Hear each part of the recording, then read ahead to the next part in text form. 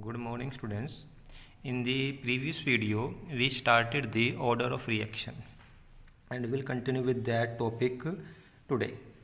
First is the order of reaction. We have done in the previous video that it is the sum of the powers by which the reactant terms are raised. For example, we know by the rate law expression or law of mass action, rate of reaction is equal to K into A and B. These are the reactants, product of reactant, and they are raised by certain powers. If it is 2, if it is 1, then the sum of these is 2 plus 1 is 3. It is the order of reaction. You have to just add the powers and you will get the order of the reaction. Now, in our syllabus, zero order, first order, second order, these type of reactions are there. Although numericals will be asked only from the zero order and maximum chances are from the first order. 75% chances are there that the numerical will be from the first order reactions. So we'll start first with the zero order reaction. Very interesting concept is this zero order reaction. Zero order means the reaction will not depend on the concentration of the reactant. Means in this reaction, the rate of that reaction will not depend on the concentration of the reactant. For example, rate of reaction is equal to K into if reactant is only A, then it is 0. If B is also there, then it will also be raised by power 0. It means like A plus B is changing into product. Now we know according to the rate law expression, rate of reaction is equal to the rate constant into the product of the reactant A and B, and we have to raise by certain powers also. The power can be 0 also. 0, 1, half, 1 half, 2 and half, 3, 4, any power can be there. Now for the zero order, the power should be 0. 0 plus 0, 0. Now how is this possible that power can be 0? It means some students think that this reaction will never stop. This reaction will never stop, but actually in this reaction, the reaction will stop, but up until this reaction will continue, it will continue with the same rate. इसका मतलब ये है कि यहाँ पर जो हमने एक कंसेप्ट डिस्कस किया था कि जैसे जैसे रिएक्टेंट की कंसंट्रेशन कम होती जाएगी, आपका रेट ऑफ रिएक्शन स्लो होगा. In this zero order reaction ऐसा नहीं होगा. रिएक्टेंट की कंसंट्रेशन कुछ भी हो, लेकिन रेट जो है वो कांस्टेंट रहेगा. इसके लिए एक बहुत ही इंटरेस्टिंग एग्जांपल है. For example, it is a water tank. It is a field of water. ये आपका एक वाटर टैंक है, ये पानी से भरा हुआ है, ठीक. और यहाँ से एक पाइप के थ्रू ये वाटर नीचे एक वेसल में आ रहा है, ठीक है. जैसे आपके पास रूफ टॉप पर आपके पास एक कोई वाटर टैंक है, तो उसमें से पानी नीचे आता है आपके टैप में. जब आपका ये वाटर टैंक पूरा भरा होगा, तो यहाँ से जो वाटर का फ्लो होगा उसकी स्पीड काफ़ी हाई होगी. It will be at a high pressure. But जैसे जैसे ये वाटर कम होता रहेगा, फॉर एग्जांपल यहाँ से वाटर कम हो गया, ठीक. जैसे जैसे वाटर का अमाउंट कम होगा, यहाँ से जो आपका वाटर आ रहा है उसका प्रेशर कम होता रहेगा. Means the amount of water in a unit time will decrease. तो जैसे जैसे ये रिएक्टेंट हुआ आपका और ये क्या हुआ, प्रोडक्ट. ये क्या है आपका reactant and it is your product. जैसे जैसे रिएक्टेंट का अमाउंट कम होगा, प्रोडक्ट की जो रेट है बनने की वो भी कम होती रहेगी. But if I arrange a device here like water pump in between the water tank and the vessel, and water tank के साथ जो ये आपका वाटर पंप लगा हुआ है, इसको हमने फिक्स रखा हुआ है कि ये जो वाटर पंप है, it will control the flow of water. Like it will allow only 3 liter of water per minute. Okay, ये वाटर पंप यहाँ पर आपका एक काम करेगा रेगुलेट करने का। जब तक ये वाटर पंप लगा हुआ काम कर रहा है, it will allow only 3 litre of water per minute to come from this water tank into the vessel. अब अगर ये वाटर टैंक के साथ आपने वाटर पंप लगा दिया, अब चाहे वाटर यहाँ 500 लीटर हो, चाहे 1000 लीटर हो, इवन चाहे 100 लीटर भी हो, तो क्या होगा, वाटर का जो फ्लो होगा वो सेम रेट पे रहेगा, क्योंकि वाटर पंप ना तो कम वाटर आने देगा और ना ही वाटर के अमाउंट को बढ़ने देगा, क्योंकि कंट्रोल कर रहा है। इन दिस कंडीशन जब तक इस वाटर टैंक के अंदर वाटर रहेगा, मींस जब तक रिएक्टेंट प्रेजेंट है तब तक रिएक्शन का रेट एक ही रहेगा, 3 लीटर पर minute. Means in this type of reaction ऐसा नहीं है कि ये रिएक्शन कभी बंद ही नहीं होगी, कभी स्टॉप नहीं होगी। In this word nothing which continue for ever, which continue forever, it will stop at some time, every reaction will stop at one some time, but ये जो जीरो ऑर्डर रिएक्शन है, ये रिएक्शन जब तक चलेगी इसका रेट एक ही रहेगा। फॉर एग्जांपल आपने चलना स्टार्ट किया 10 किलोमीटर्स तक, आप 10 किलोमीटर के 10 किलोमीटर तक एक ही स्पीड से चले, that is known as your zero order reaction. जब तक चले आपकी स्पीड एक ही थी, ना कभी स्लो हुई ना कभी फास्ट हुई। अब हो सकता है कि आपके साथ में कुछ एक डिवाइस लगा दिया हो जो अगर आपने स्पीड फास्ट करने की सोचो वो आपको स्लो कर दे, एंड अगर आप टायर्ड हो गए हैं और स्लो डाउन होना चाह रहे हैं वो आपको दोबारा से फास्ट करे, सेम रेट पे रखे। And here that water pump, and in reaction we can't use any pump, actually there we use catalyst, what we use catalyst. So those reactions which occur in the presence of catalyst are zero order reaction। ऐसे question आते हैं board में, वो क्या करेगा, वो कहेगा like a very famous question is decomposition of ammonia, ammonia is NH3 and if we know ammonia किससे बनता है, नाइट्रोजन से, हाइड्रोजन से, तो डिकम्पोज होगा हाइड्रोजन में और नाइट्रोजन में, and it in the presence of platinum. ऐसे या तो रिएक्शन आपको ऐसे देगा वो बनाई हुई, या बोलेगा decomposition of ammonia in the presence of platinum, find और predict the order of reaction. Then you will think कि डिस्कस तो ये हुआ था कि you will get the powers of the reaction to get the order and you are not having the powers of the reactants here, then आपको देखना पड़ेगा ये रिएक्शन जरूर जब कभी भी आपको ऑर्डर फाइंड करने के लिए दिया हुआ हो और पावर नहीं दी हुई है, इसका मतलब ज़रूर वहाँ पर कोई ना कोई कैटलिस्ट का यूज़ हो रहा होगा। तो यहाँ पर ये प्लैटिनम है, it is your zero order reaction, it is your zero order reaction. So what is zero order reaction? Zero order reaction is that reaction in which the rate does not depend on the concentration of reactant, the rate remains same throughout the reaction, and main thing, this reaction always occur in the presence of some catalyst. Now if you want to understand it with the help of the graph, because every time is after every 2 or 3 years one graph question from the order of reaction always come. Two type of graphs are possible for this. Now first graph is between the rate of reaction and time, rate of reaction and time.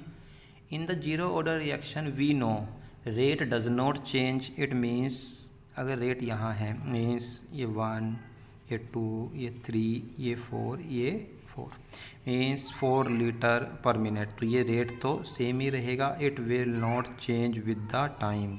Time change हो रहा है 0 minute, 1 minute, 2 minute, 3 minute, 4 minute, 5 minute, 6 minute, 7, ऐसे ही time change हो जाएगा, but rate is constant, every time rate is fix.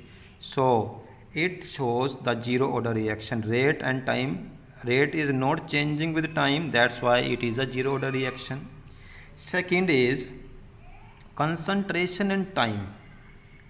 अब concentration तो कम होएगी क्योंकि देखिए जैसे अभी ये अपने यहाँ डिस्कस किया था कि वाटर का अमाउंट तो कम होगा, रिएक्टेंट का अमाउंट तो कम होगा ही होगा, it means concentration will decrease. It means अगर कंसंट्रेशन स्टार्टिंग में यहाँ थी तो ये डिक्रीज होकर के यहाँ पहुँचेगी। ठीक है, आप दोस्त को आपको इस पॉइंट से कभी मैच नहीं करना है, because the concentration of reactant never become zero even if reaction stops although reaction reaches in equilibrium condition at this point. And here you can write at like A naught also. A naught means initial concentration, or in a graph it may be given like R naught. Naught means initial concentration, R naught, A naught, like this it will be given there. So and this point is R, or A means final concentration. Okay, so here the concentration will always decrease with the time in the zero order reaction and slope. Although this year question आया था कि in the first order reaction what is the slope, and for zero order here slope is negative. Slope is negative. We write that slope is minus negative slope. The slope is negative here in this reaction. Now regarding the zero order reaction, we should know how to find the formula to do the numerical, because zero order and first order contains the numerical questions. It is also known as integrated rate equation. In this we find the formula for the zero order reaction also, and question can be also there in the board. Write the integrated rate equation or derive the integrated rate equation. If it is writing only that write the integrated rate equation in 1 mark, then you have to write only the final product. But if it is written here derive the integrated rate equation for zero order, or if the question is of 2 or 3 marks, then you have to draw the derive the equation. How we know? For the zero order reaction, first rate of reaction is equal to K into A naught, A raised by power 0. It means rate is equal to K. It means rate is equal to K. And what we know also, rate का मतलब क्या होता है? Change in the D into A. Change in the concentration of reactant divided by dt. पता है हमें, rate of reaction means change in the concentration of reactant in a unit time, and minus written because the concentration of reactant always decreases. That's why rate of reaction is equal to minus dA upon dt. It is rate, and rate is equal to K into A raised by power 0. It is rate minus dA upon dt, K into A raised by power 0, because it is a zero order reaction. अब इसको अगर आप करें तो ये dA है, dA यहाँ आ गया, माइनस को तक ले जाएंगे, minus k d t, dA into is equal to minus k into d t. Now here आपको करना क्या है, आपको करनी है इसकी इंटीग्रेशन. इसकी इंटीग्रेशन ऐसे यहाँ क्या करनी है आपको, integration. What is the meaning, means जो math students I think they know what is integration. What is the meaning of first d. D means small change. For example आपने कोई डिस्टेंस है, ये कवर किया इस तरीके से, स्मॉल डिस्टेंस में हमने इसको लिख दिया, क्योंकि एवरेज रेट ऑफ रिएक्शन निकालना है तो आपको स्मॉल स्मॉल पार्ट्स में इसको कन्वर्ट करना पड़ेगा. For example it is a 1 2 3 4 5 6 7 8 kilometre distance was there, and आपने इसको एक इंटरवल्स में चेंज कर लिया 1 किलोमीटर में. ये तो हो गई आपकी डिफ्रेंशिएशन. आपने इसको डिफ्रेंशिएट कर दिया है स्मॉल स्मॉल सेगमेंट्स में. बट अगर आप इन सबको जोड़ दो, इन सबको एक कर दो, तो अब हो सकता है कि इस 1 किलोमीटर के लिए आपको 10 मिनट्स लगे हों, इस किलोमीटर के लिए 5 मिनट्स लगे हों, इसके लिए फिर 8 मिनट्स लगे हों, इसको 7 लगे हों, इसको 6, इसके 4, इसको अगेन 10 मिनट लग गए हों, इसको 5 मिनट्स लग गए हों. तो आप क्या करोगे, 10 kilometre divide by all this time average, उससे निकालोगे इसका रेट ऑफ रिएक्शन. इसे बोलते हैं हम इंटीग्रेशन. ऑल्दो ये आपका मैथमेटिक्स का पोर्शन है, बट इंटीग्रेशन मीन्स आपको स्मॉल पोर्शंस को इकट्ठा करके एक लार्ज जो पॉइंट है उससे इस रिएक्शन को करना है. तो आपने इंटीग्रेशन की. अब देखो d A change into A means, जो डी मीन्स था एक चेंज नहीं है, total concentration. Is equal to minus k into t plus I. I is here constant for the integration. ये शो कर रहा है कि अब आपकी रिएक्शन की इंटीग्रेशन हो गई है, ये कॉन्स्टेंट लगाया है उसके लिए। तो इंटीग्रेशन में क्या हुआ, आपका डी ये ख़त्म हो गया, तो ये ए आ गया, इधर जो है वो आपका टी आ गया, डी टी से ओनली टी आ गया। टोटल टाइम चेंज जितना भी लिया इसने, मान लो यहाँ से लेकर यहाँ तक ये 30 मिनट्स था जो पहले डिवाइड था, तो इसने टोटल 30 मिनट्स टाइम ले लिया, and it is your constant of integration. Now ये आपकी फर्स्ट इक्वेशन आ गई। नाउ वी नो दैट हमें अभी इंटीग्रेशन की वैल्यू निकालनी है। कैसे निकालेंगे, वी नो अगर आपका टाइम 0 हो जाए, when time is 0, then what is the concentration of A naught. A naught means initial concentration, then A will be equal to A naught, क्योंकि वहाँ पर क्या हो जाएगी, वो आपकी इनिशियल कंसंट्रेशन, टाइम 0 पर इनिशियल कंसंट्रेशन। इट मीन्स जो ये फॉर्मूला है आपका, ए is equal to minus k t plus आई। ए जब टाइम 0 होगा मीन्स ये रहा आपके पास, ए is equal to minus k t plus I. T की वैल्यू क्या पुट कर दिया आपने, 0, टाइम तो 0 था, माइनस के इज इक्वल टू, जब टाइम 0 था तो ए क्या बन जाएगा आपका, ए नोट प्लस आई, तो ये 0 हो गया। It means I is equal to A naught. आपको अब आई की भी वैल्यू मिल गई, that is equal to A naught. I value is A naught. अब उस वैल्यू को आपने इक्वेशन नंबर 1 में पुट किया, that change into A is equal to minus k t plus A naught. A is equal to minus k t plus A naught. अब इसको आप इधर ले जाओ, ये प्लस हो जाएगा, और इसको इधर ले जाओ तो ये बन गया K T is equal to A naught minus A. It means K means क्या है यहाँ पे, rate constant, means rate of reaction, rate constant. It is equal to A naught minus A divide by T, means initial concentration minus final concentration divided by T, and by this formula you will calculate the rate constant for the zero order reaction. The question can be there in the board that find the rate constant for the zero order reaction. They will give you the initial concentration as well as the final concentration and the time. Also you have to just apply the formula, and if question is there, write the integrated rate equation for the zero order reaction, then only this you have to write, only this if it is a 1 mark question, because for 1 mark question it is quite much sufficient. A naught minus a divided by t. And last term regarding this is half life of zero order reaction, the half life of zero order. What is half life? Half life is the time when the concentration of the reactant becomes half. When the concentration of the reactant becomes half, it means T will be equal to T half, and A naught, the concentration, it will be equal to half of the A naught. जो final concentration will be the half of the initial concentration. Just you have to apply this in this formula. It means k here is equal to A naught minus, it is also A naught divide by 2.